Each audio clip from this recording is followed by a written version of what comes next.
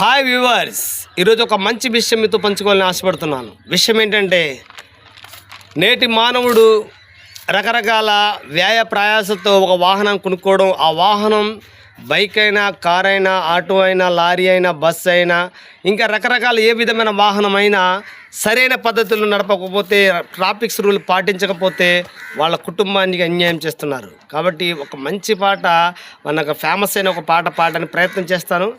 నచ్చితే, ఈ కంటెంట్ నచ్చితే మంచి లైక్ అండ్ షేర్ చేయండి, సబ్స్క్రైబ్ చేయండి.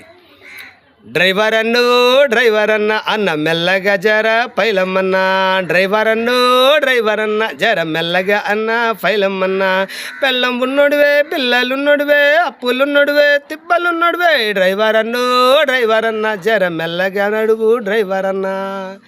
మంచి పాట పాడారండి. ట్రాఫిక్ రూల్ పాటిస్తూ చక్కటి విధానంలో వెళితే ఎవరికి ఏ హాని జరగదు. హాని జరగకుండా ఉండాలంటే ట్రాఫిక్ రూల్స్ని ఖచ్చితంగా ఫాలో అవ్వాలి. ఆ ట్రాఫిక్ రూల్ని ఫాలో అవ్వకపోతే నీ కుటుంబం పతనం. అంతే కదండి. కుటుంబంలో యజమాని లేకపోతే ఆ కుటుంబం ఎలా ఉంటుంది? మద్యం సేవించి నడిపరాదు బండిని మనమందరికీ తెలుసు. కానీ ఈరోజు సాయంత్రం సమయంలో పొద్దు నుంచి సాయంత్రం వరకు పనిచేసిన వ్యక్తి ఏదో రూపేణ మద్యం తాగి ఆ మద్యమత్తులో బండి నడుపుతుంటాడు. ఆ మద్యమత్తులో బండి నడుపుతూ ఎవరినొకరిని గుద్ది వేయడం, లేకపోతే తనకు తానే ఏదైనా వెహికల్ని గుద్దడం ద్వారా ప్రాణం కోల్పోతున్నాడు. ప్రాణం కోల్పోయిన వెంటనే ఏం కోల్పోతున్నాడో తెలుసా? ఆ కుటుంబం మొత్తం సమాజంలో ఆ కుటుంబం మొత్తం అనాథులు అయిపోతారు. ఒక కుటుంబ యజమాని లేకపోతే ఎంత క్లిష్టమైన పరిస్థితులు ఆ కుటుంబం, తన భార్య, తన పిల్లలు ఏమవుతారో గమనించారా? కాబట్టి మద్యం తాగి వాహనం నడపవద్దు. అలాగే డ్రైవింగ్ చేస్తున్నప్పుడు ఫోన్తో మాట్లాడకూడదు. ఏంటంటే 2 నిమిషాలు ఆగి మాట్లాడితే అయిపోయి దాన్ని మనం డ్రైవింగ్ చేస్తూ ఫోన్ మాట్లాడుతుంటే ఏమైందంటే ఆ యొక్క ఫోన్ మాట్లాడుతున్న క్షణంలో ఎవరినైనా మనం గుద్దొచ్చు, ఎవరైనా మనం అనుకోకుండా మనల్ని వారు గుద్దొచ్చు. అలా జరగడం వల్ల కూడా మన ప్రాణం నష్టే కదా.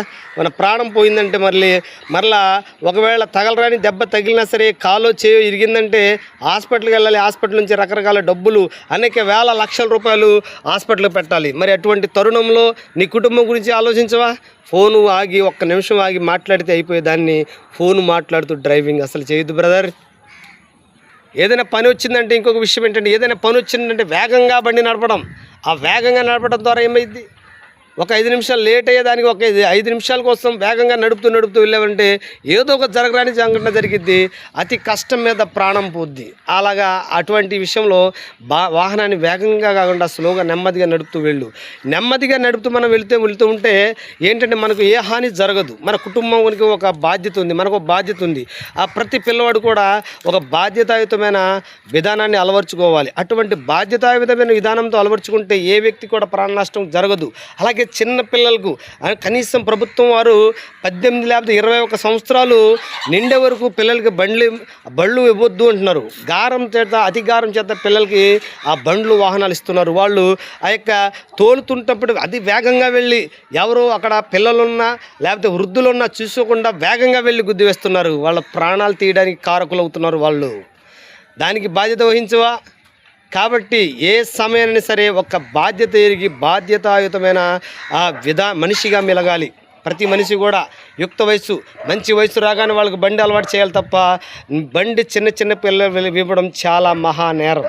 ప్రభుత్వం వారు అందుకునే శిక్షలు కూడా కఠినం చేస్తున్నారు. కాబట్టి గమనించి మరే మిత్రమా, వాహనాన్ని వేగంగా నడపవద్దు, చిన్న పిల్లలకు అసలు బళ్ళు ఇవ్వద్దు. అలాగే బండి మీద వెళ్ళినా, కారు మీద వెళ్ళినా హెల్మెట్ వేసుకోవాలి, సీట్ బెల్ట్ వేసుకోవాలి.